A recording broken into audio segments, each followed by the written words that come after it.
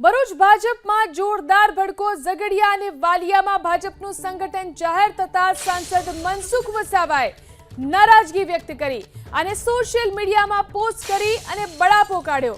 તેમણે લખ્યું કે ભરૂચ જિલ્લા ભાજપ પ્રમુખ પ્રકાશભાઈ મોદીએ તાલુકામાં ભાજપના હોદ્દેદારોની જે વરણી કરી છે તેમાં મોટા ભાગના સ્થાનિક ધારાસભ્યો તથા સાંસદ તરીકે મને વિશ્વાસમાં લીધો નથી। જિલ્લા પ્રમુખ સાથે વારંવાર અમારી મીટિંગ થઈ છતાં પણ ધારાસભ્યોના અને અમારા સૂચનોની એમને અવગણના કરી છે।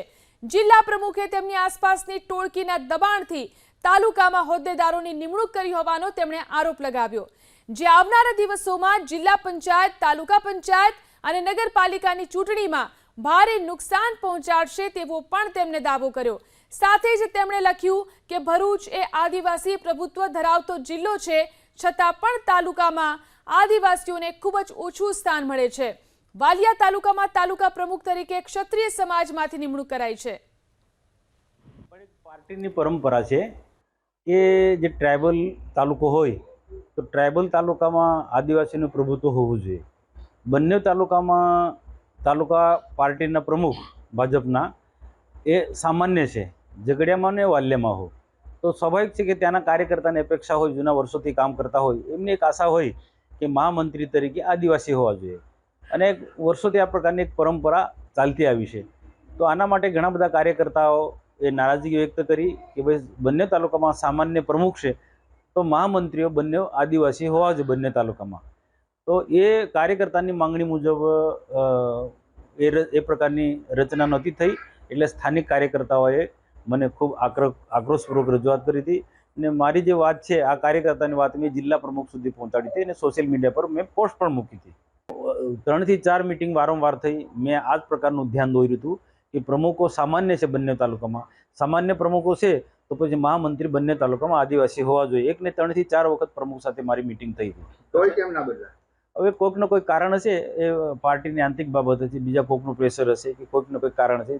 વાલિયામાં જે વર્ષોથી સંઘર્ષમાં કામ કરતા હતા એવા લોકોનું મહત્વ નહોતું મળ્યું ને આજ હમણાં વર્તમાનમાં આમ આદમી પાર્ટીમાંથી કે અન્ય કોંગ્રેસમાંથી આવેલા કે બીટીપીમાંથી આવેલા કાર્યકર્તા જે ભૂતકાળમાં ભાજપને ખૂબ ગાળો દેતા હતા એવા કાર્યકર્તાને આજે મહત્વ મળે તો સ્વાભાવિક વર્ષોના જૂના કામ કરનારા કાર્યકર્તાને મનદુખ થાય।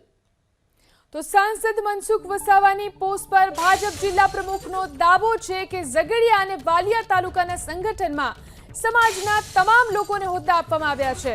આ બાબતે ભરૂચ જિલ્લાના તમામ ધારાસભ્ય અને સાંસદને કીધું કે આપણે એક થઈ અને આનું નિરાકરણ લાવીએ, પરંતુ ધારાસભ્યો અને સાંસદ ભેગા થતા નથી, કેમ કે કારણ ખબર પડતી નથી તેવો પણ દાવો કરવામાં આવ્યો। આમ તો આદિવાસી સમાજના પણ છે, દરબાર સમાજના પણ છે, જે કંઈ અલગ અલગ છે। 3 ધારો કે ધારાસભ્ય છે, સાંસદ છે, મંડળ છે, આ 3 લોકોના નામોનો સમાવેશ છે। હવે કોઈક એવું કહેતો હોય કે મારા વધારે છે, મારા ઓછા છે, અલગ અલગ પાર્ટીમાંથી તો બધા આવેલા હોય, હવે બધાને પાર્ટીમાં સમાવેશ કરેલો છે અને પાર્ટીના બધા કાર્યકરોને સંતોષ થાય એવા નિર્ણય લેવામાં આવશે।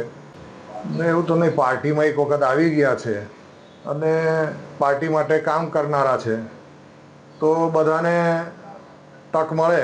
અગાઉ એમની સાથે ચર્ચા થઈ હતી, મારું એવું કહેવું હતું કે ભાઈ 3 લોકો ધારાસભ્ય, સાંસદ, મંડળના પ્રમુખ આ બધા ભેગા થઈને જે કંઈ નિર્ણય લેવો હોય તે લેવો જોઈએ અને એ સાથે મારે બેસવાનું થાય તો એ રીતે કરી શકાય, પણ કોઈ એકબીજા સાથે બેસવા તૈયાર નહીં